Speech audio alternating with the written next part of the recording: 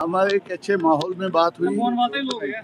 We impressed upon the election commission और खुसूसी जो राजीव जी chief election commission और दूसरे मेंबरान जो थे honourable members of the commission, हमने उन्हें यहाँ के हालात के बारे में और हमारी जो पिछले कई सालों से डिमांड रही है यहाँ के लोगों को जो हक़ राय दहिंदगी है उसे 6 साल महरूम रखा गया है, जो किसी भी जमहूरी मुल्क के लिए कोई शाया निशान बात नहीं है। वो इम्प्रेस्ड अपॉन हिम कि आप यहाँ के हालात को देखने के लिए आए हैं। यहाँ के हालात आप वहाँ बैठकर भी देख सकते थे। गवर्नमेंट का दावा है और सही दावा है, 1 करोड़ लोग यहाँ सयाह आए और बेहतरीन हालात में वापस चले गए। पार्लियामेंट का इलेक्शन हुआ और बड़ा स्मूथ और अच्छे ढंग से हुआ। यात्रा हुई है, अब कंक्लूड हो रही है, पुरअमन माहौल में हुई। So there should be no reason to say कि हालात को देखने के लिए आए हैं। और on the floor of the parliament honourable home minister and the prime minister has revealed that Jammu and Kashmir के जो हालात हैं वो बहुत बेहतर है।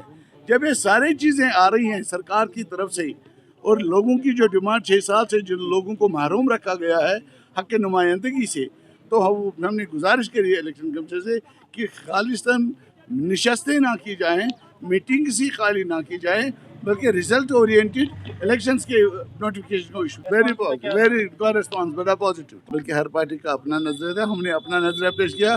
वही डिमांड आपके माध्यम से भी और कमीशन के सामने से भी जितने अल्फाज हमारे पास थे एट अवर कमांड, जो जितने अल्फाज थे वैसे पर्सनली वेमेंटली वी डिमांड कि इलेक्शन हो, रियासत जम्मू कश्मीर के लोगों को राय हक दी जाए और रिप्रेजेंटेटिव्स को लाया जाए, ताकि लोग जो मुसीबत से गुजर रहे हैं, सुनवाई नहीं है, एडमिनिस्ट्रेशन में सिर्फ ब्यूरोक्रेसी का राज जो चल रहा है, वो सारी बातें हमने कमीशन की नॉलेज में लाई।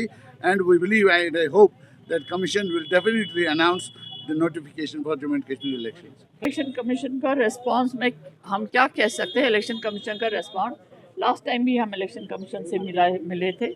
लास्ट टाइम भी हमने इलेक्शन कमीशन से ये कहा कि अब जब पार्लियामेंट इलेक्शन आप करवा रहे हैं तो आप असेंबली इलेक्शन क्यों नहीं कराएं, तो साथ बेहतर रहता, क्योंकि 6 साल से जम्मू कश्मीर में इलेक्शन नहीं हुए हैं। यहाँ के लोगों की जो मुश्किलात हैं वो दिन ब दिन बढ़ रहे हैं। यहाँ की जो हार्डशिप्स है आप खुद ही देखें, खुद ही बोलते हैं, गवर्नमेंट खुद ही बोल रही है, एलजी एडमिनिस्ट्रेशन खुद ही बोल रही है कि यहाँ पे ड्रग्स का जो ये है कितना बढ़ गया है। हमारी छोटी लड़कियाँ, नौजवान लड़कियाँ खुदकशी कर रही हैं, हमारे छोटे बच्चे लड़के उठ के तो दरियाओं में छलांगे मारे। वजह क्या है?